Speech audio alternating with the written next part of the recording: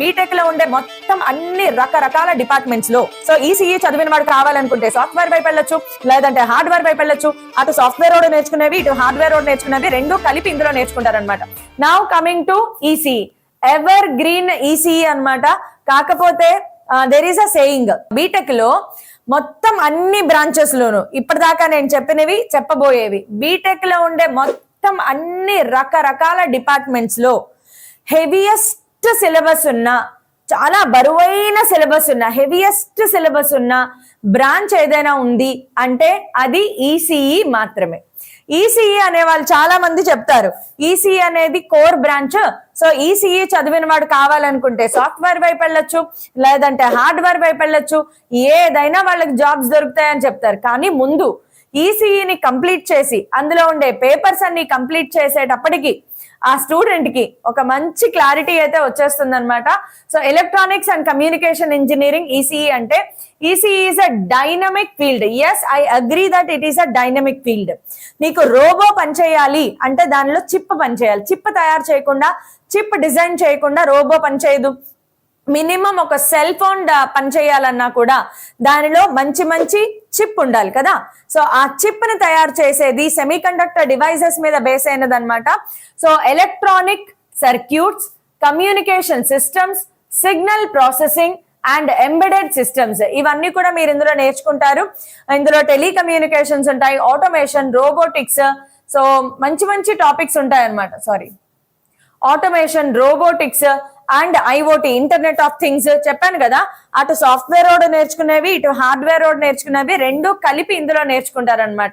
So 5G రాబోయే technology అంతా 5G and beyond, autonomous systems అంటే నెక్స్ట్ జెన్ కమ్యూనికేషన్ నెట్వర్క్స్ ఎలా ఉంటాయి, రాబోయే communication systems.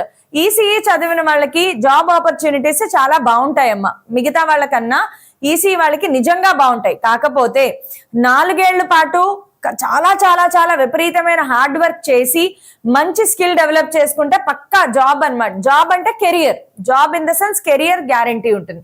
Robotics, drones, self driving vehicles, వీటన్నిటిలోనూ వీళ్ళకి ఎక్స్పోజర్ ఉంటుంది.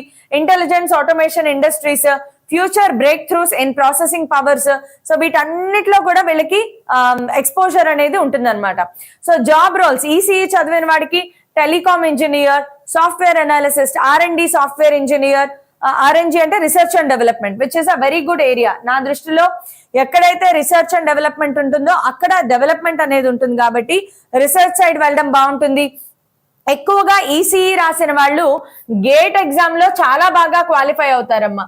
గేట్ ఎగ్జామ్ రాసిన వాళ్ళకి ఇలాంటి వాటిలో సూపర్ సూపర్ జాబ్స్ వస్తాయి. గేట్ ఎగ్జామ్ రాసిన వాళ్ళకి రీసెర్చ్ సైడ్ వెళ్తే మంచి ఇన్కమ్ ఉంటుంది, ఎక్స్పోజర్ కూడా ఉంటుంది.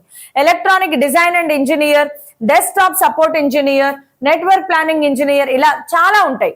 ఈసీఈలో చెప్పాను కదా ఎంత ఉందో చూసారా, ఇప్పటిదాకా ఇన్ని నెంబర్ ఆఫ్ సబ్జెక్ట్స్ చూడలేదు కదా. ఈసీఈలో ఎంత ఉంటుంది.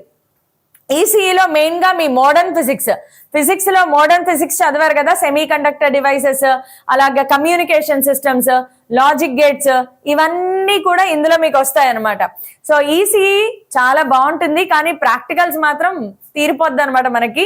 సో నాకు ఇందులో కొన్ని పేపర్స్ నేను కూడా చదువుకున్నాను, నేను చదివే ఫిజిక్స్ మేజర్ నాది, నేను కూడా ఇందులో కొన్ని పేపర్స్ చదివాను అనమాట. సో నాకు చాలా బాగా తెలుసు, వీటిలో ల్యాబ్ వచ్చిందంటే మాత్రం మన పని అయిపోద్ది అనమాట, అలా ఉంటది. బట్ ఇవన్నీ కూడా మంచి స్కోప్ ఉన్న ఫీల్డ్స్ కాబట్టి ఖచ్చితంగా ఈసీఈ బాగుంటుంది.